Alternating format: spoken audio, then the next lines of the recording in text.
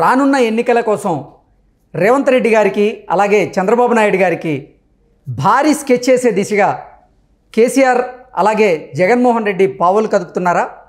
దీనికోసం నందీనగర్ వేదికగా తెర వెనక రాజకీయాన్ని చేయబోతున్నారా అంటే అవుననే సమాధానం ఇస్తున్నారు కొంతమంది రాజకీయ విశ్లేషకులు. ఇక ఇదే అంశానికి సంబంధించి మనతో మాట్లాడేందుకు ప్రముఖ రాజకీయ విశ్లేషకులు అడుసుమల్లి శ్రీనివాసరావు గారు మనతో ఉన్నారు. సార్తో మాట్లాడదాం. సార్ నమస్తే అండి. నమస్కారం అండి. సార్, రేపు జగన్మోహన్ రెడ్డి కేసీఆర్తో భేటీ కాబోతున్న నేపథ్యంలో రానున్న ఎన్నికల్లో చంద్రబాబు గారికి అలాగే రేవంత్ రెడ్డి గారికి స్కెచ్ చేసే దిశగా కేసీఆర్ అలాగే జగన్మోహన్ రెడ్డి పావులు కదుపుతున్నారని, దానికోసం నందీనగర్ వేదికగా వాళ్ళు తెర వెనక రాజకీయాన్ని ప్రారంభించబోతున్నారంటూ కూడా ఒక వార్త ఇప్పుడు సోషల్ మీడియాలో చక్కర్లు కొడుతున్న నేపథ్యంలో ఏంటి సార్ ఆ వార్తలో వాస్తవం ఉందా అంటే ఏం చెప్తారు? చిలవరు రాజకీయాలు నిరంతరం ఎత్తులకు పై ఎత్తులు వేసుకుంటూనే ఉంటారు, సహజం అది. వీళ్ళ భేటీ పరామర్శ అతను పరామర్శకు వెళ్తున్నాడు అయి ఉండొచ్చు. ఆయనకు ఆ మధ్యన తుంటి ఎముకకి ఆపరేషన్ ఏది చేయించుకున్నారు కాబట్టి ఆ పరామర్శకి వెళ్తూ ఉండొచ్చు. అదొకటి. నెక్స్ట్ ఏంటంటే ఆల్రెడీ కేసీఆర్ గారికి రిటర్న్ గిఫ్ట్ చంద్రబాబు నాయుడు గారు శిష్యుడు ఇచ్చేసాడు. ఇప్పుడు నాకు కూడా ఇచ్చేస్తాను రెడీగా ఉన్నారు, ఏటా బాబు నన్ను ఏం చేయమంటావు అని అడగడానికి అది కూడా ఉంటుంది సంభాషణ. నీ పని అయిపోయింది, నా పని కూడా అయిపోయేలాగా ఉంది, ఏంటి పరిస్థితి అని అడుగుతాను, అది కూడా అడగచ్చు. ఓకే. అయితే ఊరుగావా నువ్వు నీ వల్ల నా పని అయిపోయిందని చెప్తాడు ఈయన. నువ్వు అరెస్టులు పెట్టావు, అదొక గోల మాకు, ఎలక్షన్ ముందు పెట్టావు పెంట మాకు, మా దోల తీరిపోయింది అని చెప్తాడు. అంతే కదా. ఇప్పుడు చాలా స్వల్ప వ్యత్యాసంలో ఓడిపోయారు చాలా చోట్ల. టీడీపీ ఓటు బ్యాంకుని మనం ఎవడు ఏమనుకున్నా కానీ టీడీపీ కూడా అందరూ ఏకపక్షంగా కాంగ్రెస్ చేసేసారు. అందరూ అన్ని జెండాలు పెట్టుకున్నా కానీ వీళ్ళ అహంకారం, వీళ్ళ నోటు దురుసు వల్ల, నోటు దూల వల్ల వాళ్ళకి దెబ్బ పడింది. ఇంకా గ్రేటర్ హైదరాబాద్లో కాంగ్రెస్ బాగా వీక్గా ఉండబట్టి కానీ, లేదంటే ఇక్కడ కూడా మరతెట్టేస్తున్నాం. అంటే గతం కంటే కూడా కాంగ్రెస్ ఓట్ బ్యాంక్ అయితే బాగా పెరిగింది. ఇదివరకు 8% ఇప్పుడు 28%కి వచ్చింది. ఇది చూస్తుంటే రేపు అతను పార్లమెంట్ ఎన్నికప్పుడు గజగజ వణుకుతుంది. పార్లమెంట్ ఎన్నికల్లో కూడా 70% అనుకుంటాడు. ఇక వాళ్ళు ఉనికుండదు. కాబట్టి మళ్ళీ ఏం చేద్దాం? చంద్రబాబు గారిని మీద పగతో రగిలిపోతూ ఉంటారు వీళ్ళు. పాప ఆయన తప్పేం లేదు, ఆయన పోటీ చేయకుండా ఊరుకున్నాడు అంతే ఆయన చేసింది. కానీ అది మమ్మల్ని ఓడించడానికే పోటీ చేయకుండా ఊరుకున్నాడని వాళ్ళు అనుకుంటున్నారు. మరి చేస్తారు. ఇప్పుడు వాళ్ళు పొట్టలు వేలాడితే కరవకుండా ఊరుకుంటారు. చీమ ఎందుకు గరిసా చీమలా చూసారు వీళ్ళు చంద్రబాబు గారిని. చీమ ఎందుకు గరిసామంటే నా పొట్టలు వేలాడితే కొట్టినా అని అడుగుతుంది. అలాగే మరి ఆయన గెలికితే ఆయన ఇబ్బంది పెట్టి రిటర్న్ గిఫ్ట్ ఇస్తాను, నువ్వు గెలిచో అందంగా విజయోత్సవాలు చేసుకోకుండా విజయ గర్వంతో నీ రిటర్న్ గిఫ్ట్ ఇస్తాను అయ్యి అని చెప్పి ఆయన అవమానించి ఓడిపోడైనా ఇంటికాడ కూర్చున్నాడు. ఎవరిని ఏమంటాం మనిషి. ఖమ్మంలో బ్రహ్మాండమైన సభ జరిగినా కానీ మిమ్మల్ని ఏమీ విమర్శించలేదు. ఆ విశ్వాసం ఉండాలి కదా, మీకు మర్యాద ఉండాలి కదా. ఖమ్మంలో అంత పెద్ద సభ జరిగింది, అంత జనం దొరికితే ఎవడన్నా వదులుతాడా విమర్శించకుండానే అధికార పార్టీని? అప్పుడే గమనించాలి కదా టీడీపీ బలం ఎంత ఉందో.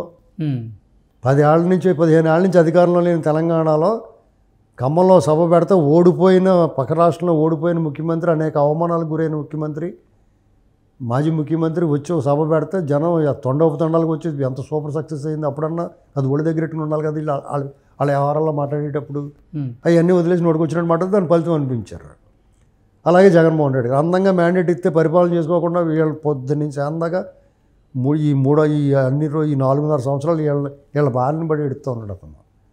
వీళ్ళు ఊపిరాడినివ్వకుండా చేస్తున్నాడు. వీళ్ళ ఇబ్బంది పార్టీ లేకుండా చేస్తే వాళ్ళ తరమా, వాళ్ళ ఆంతరం కాలేదు.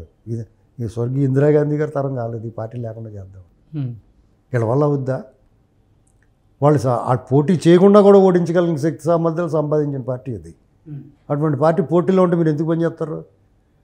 పైగా ప్రజలందరూ కూడా ఆహాకారాలు చేస్తారు, మీ దెబ్బ తట్టుకోలేక ఎప్పుడు ఇంటికి పోతారా అని చూస్తున్నారు మిమ్మల్ని. గత ఎన్నికల్లో అంటే నీకు కొన్ని కలిసి వచ్చినాయి. నువ్వు ప్రతిపక్షంలో ఉన్నావు, పాదయాత్ర చేసేవు, నీకు అనేక మంది పనికిరాని వాళ్ళు పనికొచ్చేవాళ్ళు అందరూ నీకు హెల్ప్ చేశారు.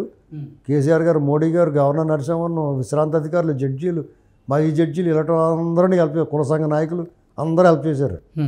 అసత్య ప్రచారాలు, స్ట్రాటజిస్టులు విషం కక్కారు. ఇలాంటి అన్ని పరిస్థితులు అన్ని అనుకూలించి నువ్వు అయ్యో దాన్ని ఉపయోగించుకోకుండా అందంగా దాన్ని చెడగొట్టుకుని నీ ఇష్టం అన్నట్టు రెచ్చిపోయావు. ఇవాళ కూర్చుని ఓ మూలగాలు కూర్చుని ఇద్దరు చెరుకు. ఇప్పుడు ఇంక 4 నెలలు పోతే ఇద్దరు కలిసి ఓ చాడు కూర్చుని ఎడుతూ కూర్చుంటారు, విలపిస్తారు, రోధిస్తారు, దుఃఖిస్తారు. నువ్వు కూడా బేగ వచ్చి 3 నెలలు ఎదురు గడిపేసి వచ్చి మన ఇద్దరు చోట కూర్చుందాం ఆశ్రమంలో అని చెప్తాడు. ఓకే, అంతే అయిపోయింది. ఇప్పుడు ఊరికి వెళ్ళి ఏం చెప్పుకుంటారు? కేసీఆర్ గారు సాంకేతికంగా కూడా ఓడిపోయాడు, జగన్మోహన్ రెడ్డి గారు నైతికంగా ఓడిపోయాడు, ప్రజల అభిప్రాయ ప్రకారం ఓడిపోయాడు. టెక్నికల్గా రేపు రిజల్ట్ ఎన్నికలు అయిన తర్వాత రిజల్ట్ వచ్చిన తర్వాత టెక్నికల్గా ఇంటికి వెళ్తాడు. ఆల్రెడీ ప్రజల మనసులోంచి వెళ్ళిపోయాడు. వాళ్ళ ఎమ్మెల్యేలే చీఎచ్చుకుని ఉమ్మేస్తున్నారు. సీట్ ఏమనంటే మానే బాబుతో మానేవయ్యా అంటున్నారు. నువ్వు ఇచ్చిదేటయ్యా బాబు మాకు అంటున్నారు. ఆ స్టేజ్కి వచ్చేసారు. ఓకే, ఇంకా ఆయన ఏదో నామకాహ ఉన్నాడు అంతే. ఏదో రాజ్యాంగపరంగా చట్టపరంగా ఆ ఎన్నికలు అయ్యే వరకు అతను ముఖ్యమంత్రిగా ఉండాలి, అతనికి అధికారం ఉంటుంది కాబట్టి అది సంప్రదాయంగా ఉన్నది అంతే. మామూలుగా అయితే అతని పని అయిపోయినట్టే. ప్రజల దృష్టిలో ఇంక 3 నెలరా బాబు అయిపోయింది అతని పని. ఇప్పుడు ఒక అడవిలో వెళ్తూ ఉంటారు, పాములు, తేళ్ళు, జర్లు, పుళ్ళు, సింహాలన్నీ ఉంటాయి. కొంచెం దూరం రా, ఇది నడిచే అమ్మాయి వెళ్ళిపోతాం, గొడవ వెళ్ళిపోతాం మనకి అని చెప్తారు, సముదాయంతారు కదా. అదే పరిస్థితి. ఇతని బారి నుంచి ప్రజలు బయటపడుతున్నారు. సార్ అంటే అసలు కేసీఆర్ గారికి తుంటి ఎముక శస్త్రచికిత్స జరిగి చాలా రోజులు అవుతుంది. ఆయన ఇప్పుడు రెస్ట్ తీసుకుంటున్నారు. ఇన్ని రోజులు కలవకుండా జగన్మోహన్ రెడ్డి ఇప్పుడే కలవడానికి కారణం ఏంటి అంటే అంటూ కొన్ని వార్తలు అయితే సోషల్ మీడియాలో చక్కర్లు కొడుతున్నాయి. ఎన్నికలు అంటే లోక్సభ ఎన్నికలు దగ్గర పడుతున్నాయి, అలాగే అటు ఆంధ్రప్రదేశ్లో అసెంబ్లీ లోక్సభ 2 దగ్గర పడుతున్నాయి. ఈ నేపథ్యంలో అసలు అటు చంద్రబాబు గారికి ఇటు వచ్చేసరికి రేవంత్ రెడ్డి గారికి ఎలా మనం స్కెచ్ చేయాలి అనేది రెడీ చేసుకునేందుకే ఒక వ్యూహాన్ని సిద్ధం చేస్తున్నారు. అందుకే రేపు కలవబోతున్నారు అంటూ కూడా వార్త బయటకు వచ్చిన నేపథ్యంలో నిజంగా ఇన్ని రోజులు ఎందుకు కలవలేదు, ఇప్పుడు మాత్రం ఎందుకు కలుస్తున్నారంటే ఏం చెప్తారు? ఏముంది, రేవంత్ రెడ్డి గారికి చంద్రబాబు గారికి స్కెచ్ వేస్తారు. రేవంత్ రెడ్డి స్కెచ్ చేస్తే ముడ్డు పగలు కొట్టేస్తాడు. ఏం పగలు కొడతాడో, ముడ్డు పగలు కొట్టేస్తాడు. ఈ షిట్లు పోద్ది, అది జోలికి వస్తాయి. అని చేత వాళ్ళు కళ్ళ కూడా ఊహించరు, వాళ్ళు కళ్ళ కూడా తలుచుకోరు స్కెచ్ చేద్దామని. చంద్రబాబు గారు ఇంకేం పీకుతారు, 2 నెలలు 3 నెలలు ఎలక్షన్లో వచ్చి అయిపోయిన తర్వాత వీళ్ళు వదిలిపెడతారా? అదేం ఉండదు. నా బతుకేమైపోతుంది, నన్ను ఎలా కాపాడమైపోతుంది, ఏదైనా సలహా చెప్పు, నేను ఏం చేయమంటావు, నా పరిస్థితి అలాగే అయిపోయింది సలహా అడుగుతాడు. కొత్తనాడు పరామర్శిస్తాడు, సలహా అడుగుతాడు. స్వామి కార్యం స్వకార్యం ఉభయతారకంగా ఉండేలాగా ఏటో చూడు. మరి రేపు పొద్దున వస్తున్నాయి కదా ఎలక్షన్లో, మనం ఏం చేద్దాం, ఏంటి పరిస్థితి, మనం ఈసారి దెబ్బైపోయాం, మనం గతంలో పని జరిగింది మనకే, ఈసారి దెబ్బైపోయాం మనం అని చెప్పి ఒకళ్ళు ఓదార్చుకుంటారు కాసేపు. చేత వీళ్ళు స్కెచ్లు గట్ట వేసి సీన్ ఏం లేదండి, ఇంకా అయిపోయింది.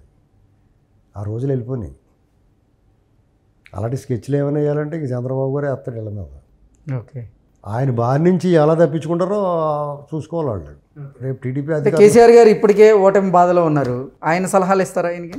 ఏముందో సలహాలు ఇవ్వడానికి దానికి ఖర్చు ఉంటుందండి. దానికి ఏమైనా రూపాయి పెట్టుబడి ఉందా సలహా ఇవ్వడానికి? ఇస్తారు, ఉంది, ఫ్రీ కదా, free suggestion.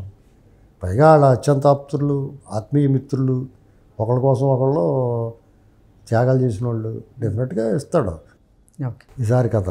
Okay okay sir, thank you.